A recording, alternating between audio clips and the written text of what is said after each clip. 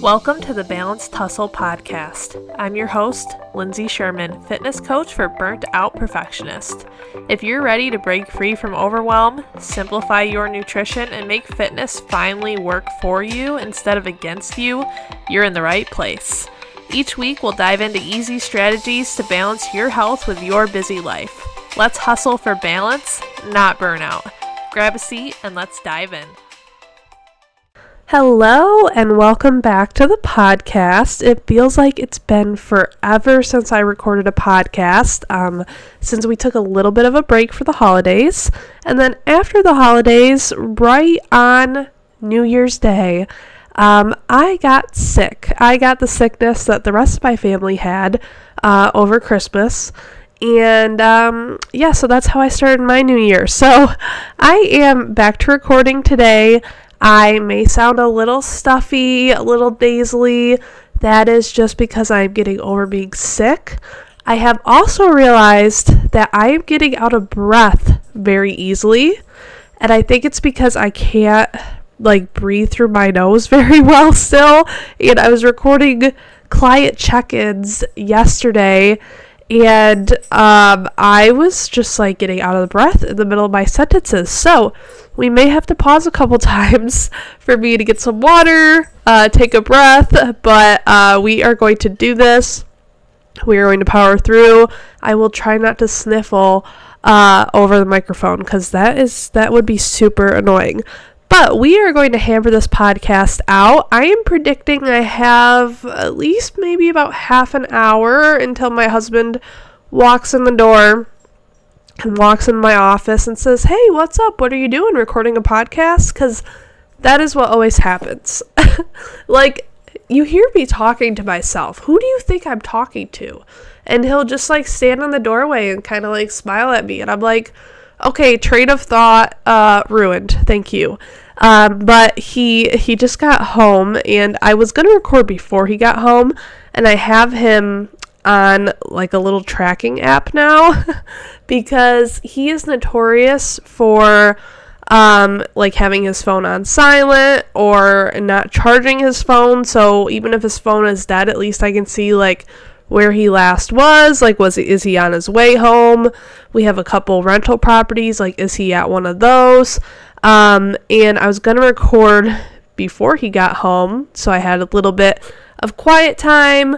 Not that he's loud or obnoxious or anything. I like talking to myself. I like talking to you guys, in peace, in quietness, without someone else listening. I don't know. It just feels more comfortable. Maybe it's because I'm still kind of new at this podcast thing, but I like just having the alone time.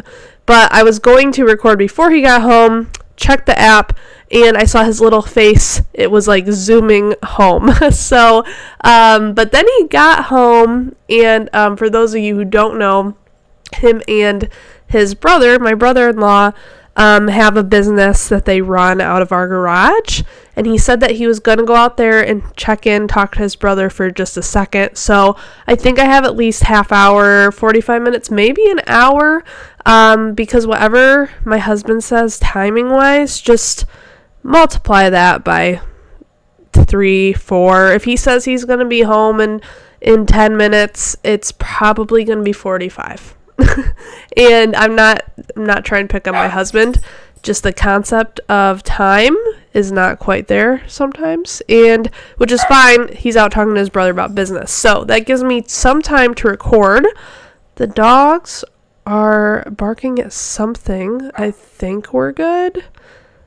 They always wait. Everyone waits until I start recording to start making noise, but I think we're okay. Hopefully I don't jinx it.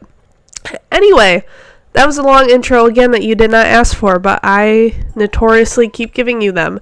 So, today we are talking about our big 2025 goals. And I know a lot of us are setting some new goals for the new year. Maybe you've already set your goals. Maybe you've made a vision board. Maybe you are making one this week. I know a lot of people wait until the beginning of January. Some people do it early. Maybe you made one, or you set some goals already. and now you're adding to them, revising them, rethinking them. Maybe you put some goals on your board that you're thinking now, maybe we're a little ambitious. Maybe we're a little scared of those goals. Maybe I got a little too crazy, right? Because it really depends what kind of mindset you're in on how you feel about goals and goal setting. And some days I'm just like, I want to conquer the world. Like, I want to do everything. And then the next day it's like, I'd like to take a nap. maybe not, right? So, maybe you're kind of in a middle ground where you're like, I should set some goals. I don't really know what they are. You're seeing everyone else do it, and it can feel really intimidating, right? Especially when you have some big ideas or things that you really want to accomplish, things you want to change from last year, but you're just kind of hesitating to write that down, to set that in stone. And today I want to talk about that and that hesitation when it comes to setting these goals, feeling overwhelmed by them. Maybe you have a goal to lose 30 pounds this year. Maybe you have a goal to walk 10,000 steps every day. It doesn't really matter what your goal is. Maybe you have a goal to start a business.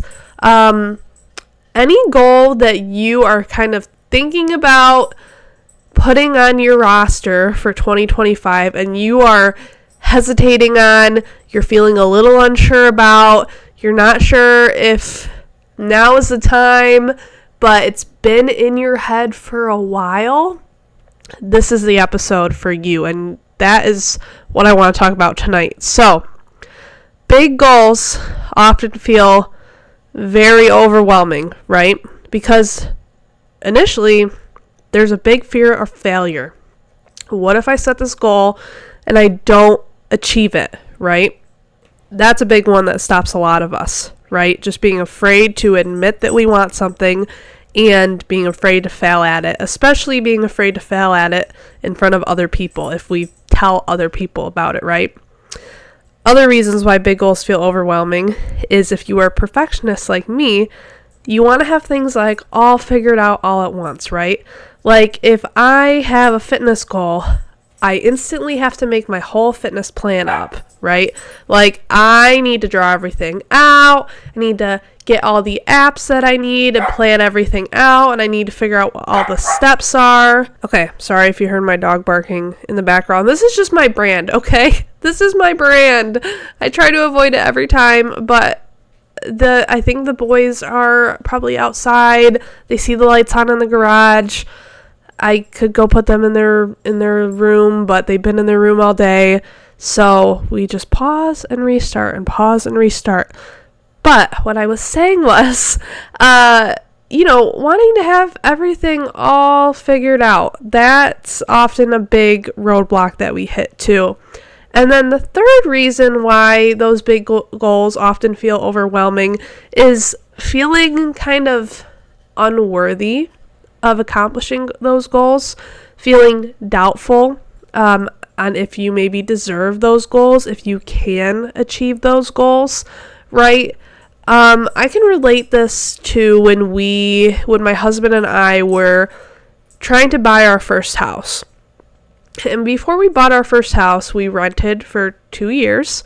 And then at the end of that second year, or towards the end of that second year, we had to decide if we wanted to basically go all in on buying a house. Because our landlord would not let us switch our lease to a month-to-month going into the third year. He would only let us re-sign for a full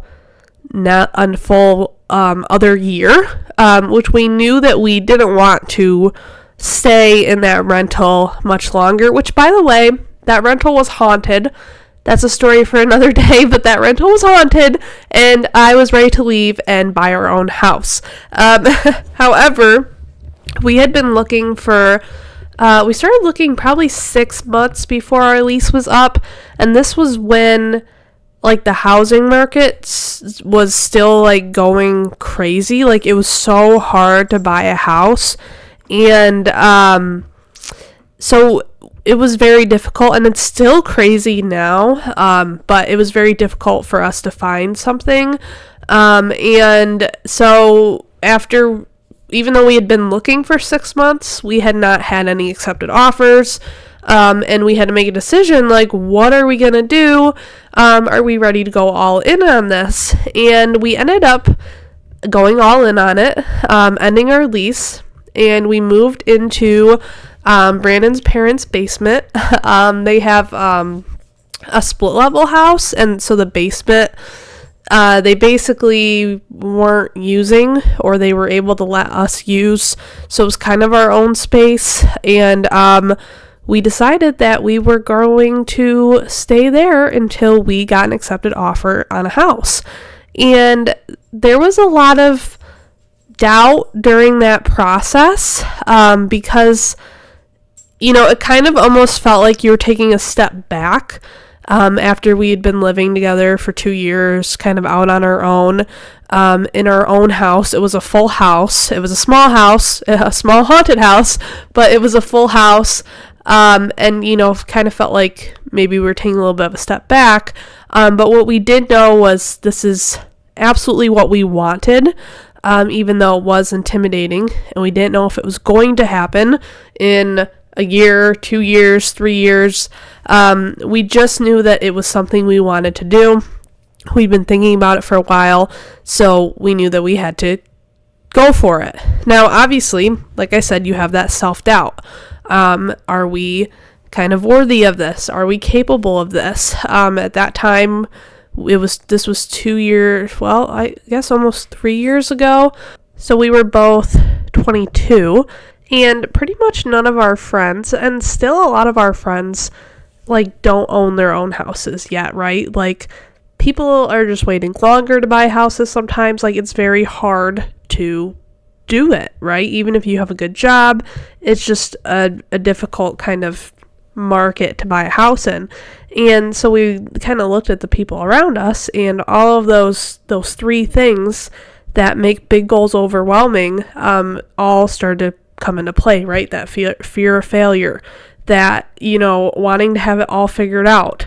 There are so many steps when it comes to buying a house, and then feeling unworthy or doubtful, right? Are we trying to do this too soon? Are we trying to, are we getting in over our heads? Can we even do this? Can we afford this? But at the end of the day, it was something we knew we wanted, right? We knew we had to go for it.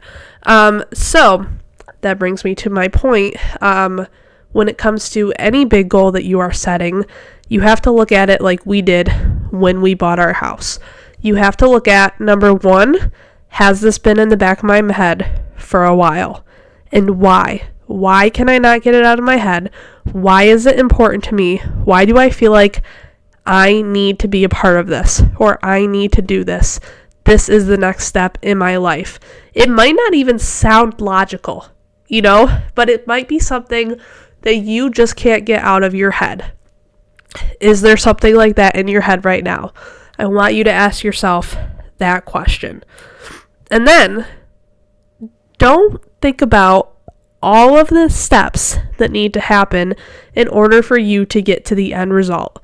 So when we thought about buying a house, especially if you're someone who's never bought a house before, there are so many steps, and it is so scary and so overwhelming. And if I were to sit down and write out every single step that there was involved in buying our house, I would just never even start. If I looked at that list, I'd say, I cannot handle all of that. I cannot do all those steps, right? I mean, from talking to your bank, to getting a loan, to, now I've blocked it all out, because honestly, it was not a fun process. But to finding a realtor and touring houses, and then, all the details that go into putting an offer, and that's like skipping a lot of steps. There's a lot of steps that have to happen with a bank. Getting your credit check. I think we had to tell them what all of our current assets were, right? So that they would approve us. You have to get, I think, 3 or 4 months of your pay stubs together. And that, by the way, is every time you need to get reapproved. you need to get pre-approved for a loan for your house. I think it's 3 months. Like, once you get pre-approved, they only give you a certain amount of time to actually pick a house and buy it. And then you have to redo the process and go through it again. So some things, like, you have to do actually multiple times. I had to submit that pre-approval 4 or 5 times, I think. Don't quote me. I think it was at least 4 while we were trying to get a house. So if you sat down, listed out all those steps, and then once you get an accepted offer on a house, it doesn't mean that you are all in the clear, right? You have inspections to do. You have sometimes there's other negotiations. There's just so many things, right? So you can't look at all of the steps that need to happen all at once. And the same thing goes if you have a big fitness goal. If you are trying to lose 30 pounds, it sounds simple, just like buy a house. Sounds simple. Lose 30 pounds. Sounds simple. But if you start breaking it into the steps and the things that you kind of have to start doing on a daily basis, you start breaking down nutrition changes, it can also get overwhelming, right? But no one is ever successful who looks at all these steps and lets it stop them, right? And you have to think, number one thing I kept telling myself was, people do this every single day. And people figure it out every single day. So how am I going to figure it out? And what you have to do is just ask yourself one question. One question that will just push you and propel you into reaching all the goals that you'll ever set for yourself is, can I do the first step? And that's exactly what I did when we wanted to buy our house. I simply emailed our bank and I said, what is the first thing we need to do? And then you just take it step by step by step from there. And instead of focusing on how am I going to achieve this big goal, if you just ask yourself each step of the way, what is the next step? What is the one next step I need to take? You can accomplish any goal. And that is how people who are successful accomplish all of their goals. It's just asking yourself, can I take the next step? And I've used this example before. If you are quitting a job, it's like, you don't think about all the steps that are required to quit your job, to get a new job, to kind of reset your whole life. You just ask yourself, can I go on Indeed and look for a new job? Yeah, I can do that. Can I write a resume? Yeah, I can do that. Can I put my skills and my previous experience on a resume? Yeah, I can do that. Okay. Can I email an employer about a job position? We're not thinking about the interview yet. We're not stressing about the interview. Yeah, I can do that. Okay, schedule an interview. You get an interview. We're not even thinking on interview day about the whole process there. It's like, can I drive to the place where the interview needs to happen? Yeah, I can do that. All right. Can I walk in the door and shake their hand? Like, we're just looking at every next step. And that's how it was when I started my business. I did think about the whole picture all at once. I mean, I did briefly, and I started to feel myself panicking and stalling and procrastinating. And that's when I just started asking myself, what is the next step? And what is the next step that just needs to happen? There's a lot of steps that you want to happen all at once, that you think need to be a part of everything all at once, but that don't. Just what is the next necessary step that needs to happen? And I'm going to tell you one more quick story before I wrap things up on this podcast. And this is an interesting one, and it just happened over Christmas. We are in January. For anyone who is listening to this a while from now, maybe, it's January 2025. So this just happened Christmas of 24. And we are getting all our Christmas presents together. And I promise this relates to goal setting. My husband says that he found his parents a Christmas present. And I say, oh, what did you get him? Actually, he comes to me and he says, what would you think my parents would think about this gift? And I said, he told me what it was. And I was like, gee, that's interesting. That's big, right? He wanted to buy his parents skydiving tickets. And I was like, my first thought was like, are you sure they're going to want to do it? Are they going to want to go? You know, is that something they've been wanting to do? And he said, well, I think that if they are going to experience it in their life, now is the time. And if they want to do it, they will. If they don't want to do it, then somebody else in the family, himself or someone else, could do it instead. And, you know, he would, you know, do whatever he needed to do, you know, to still have a gift for them, whatever. So he says, I think I'm going to do it. I think that they'll want to do it. And I'm asking him, I'm like, but do you think they'll be brave enough to do it? Do you think they'll be too scared to do it? Like, you think your parents are actually going to jump out of a plane? And he said, there's only one way to find out.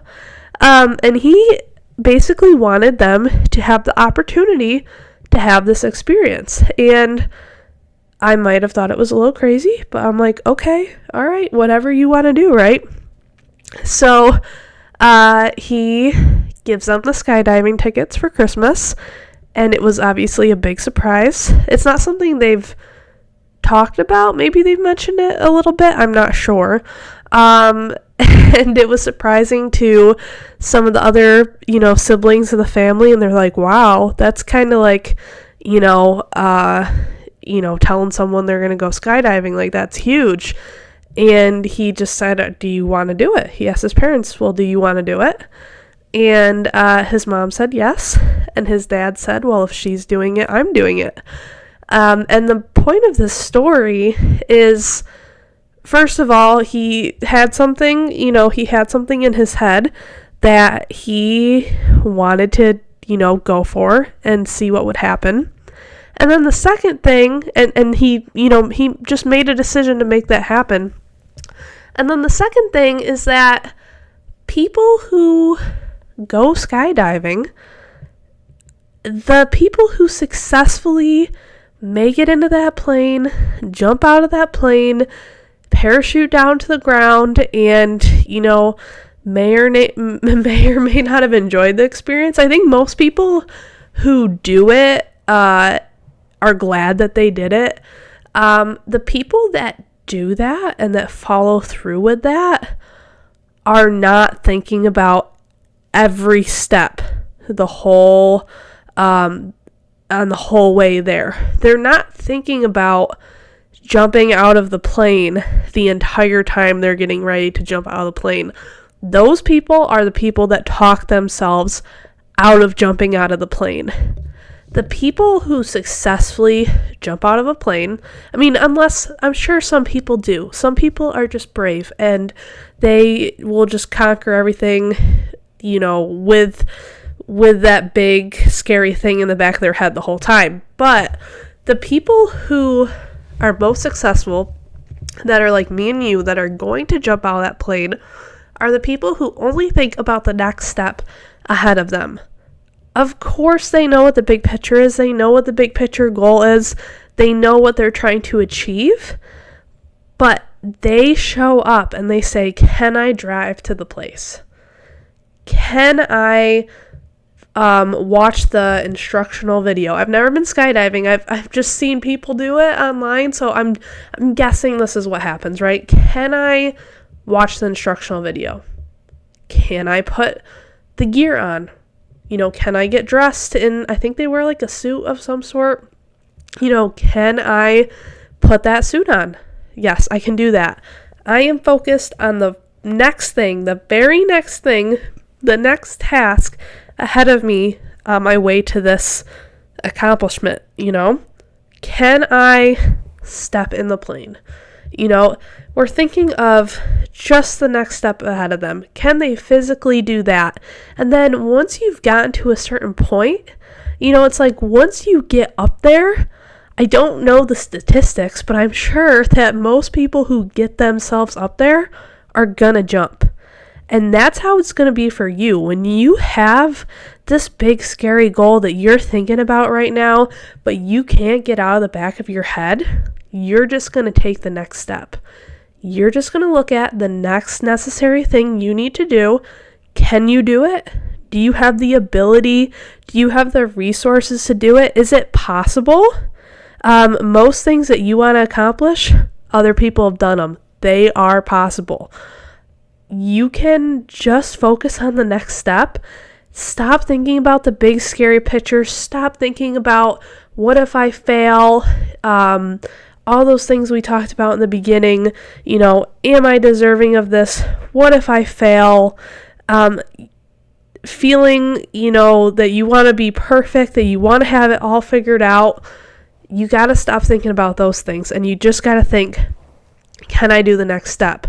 And then trust that eventually, once you've done enough steps, you'll be so far into the game that you won't be turning back. You will be accomplishing everything you ever dreamed of accomplishing by simply taking those small staircase steps. It's relative to so many things. It's like climbing a mountain.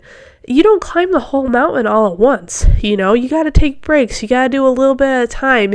You got to navigate some rocks here and some fallen branches here and, things like that. It's just how these things happen for the people who are most successful. Anybody that's successful, that's famous, that you can name, this is how it happened. And then when they hit an obstacle, they just focused on solving the problem at that obstacle, not the whole picture. Of course, we get discouraged at times. Of course, that happens. It's not going to always be perfect.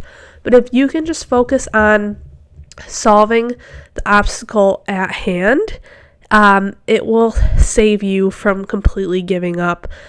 It will keep you going. It will keep you pushing forward. That's what people do who work out every single day. Well, I'm not saying some people work out every single day, but work out consistently. It's just, okay, I couldn't work out at my scheduled time today. Am I going to just switch it to tomorrow? Am I going to work out earlier? Am I going to work out an hour later? Just tackling that day at hand, not thinking, this is going to upset my whole week and my whole month, and then everything escalates into this big giant mountain, and then suddenly you can't lose 30 pounds and you haven't accomplished your goal and you're never going to get anywhere, and then it escalates into your food. No, it's just, what am I going to do in this next step? My next step is to hit a workout today. My next step is to go for a walk today. Can I do that? Is there something in my way? How can I, navigate around this? And then tomorrow we face the next step. And those small things over time add up to you being great, add up to you accomplishing your goals, to you on December 31st of 2025 looking back and saying, yeah, I did that. And I didn't think it was possible, but I did that. And you really have to rewrite that narrative for yourself also, and just kind of get that, that mindset that it's not possible out of the back of your head, because the more that comes up for you, and you listen to it, the more that it gets in the way. And you're always going to have moments of discouragement. You're always going to have moments of low motivation, but I just need you to ask yourself, what is the next step? What can I physically do next? Is there a problem that I need to solve? Do I need someone's help to solve it? Can I solve it on my own? This is how all great things are done. So if there is a big goal that it could be small too. There is no really scale of a big goal and a small goal. It's all relative, to what, how you feel, what you want to accomplish. If there's something that you have been dreaming about that's in the back of your head and you're just too nervous to declare it for yourself this year, this is exactly what you're going to do. The first step for you right now is deciding that you are going to accept that challenge, that you are going to take on that goal. And if it's been in the back of your head, this is your sign that you need to take it on, that you were meant to take on this challenge, because you can't stop thinking about it for a reason. And then your next step is just to figure out, what is my first thing I need to do? What's my first step? And then it all goes from there. So this is your sign. If there's something you've been thinking about doing, that you are, I don't want to say ready, because you're probably feeling not ready. You're not ready yet to put on your 2025 vision board. This is your sign to put it on there and just take it one step at a time. So sometimes when we dream big, we also have to think small all at once, if that makes sense. So I'm so glad that you were here today. If this podcast, if something really clicked for you after listening to this podcast, please leave a review. Let me know on Instagram. Send me a DM. I would be so happy to hear your thoughts. And also, if you want to share any of your goals that you are excited to accomplish in 2025, even if it sounds a little scary, even if you're a little nervous now to declare it for yourself, go ahead, let me know that as well. And I will see you in the next one. All right. Bye-bye.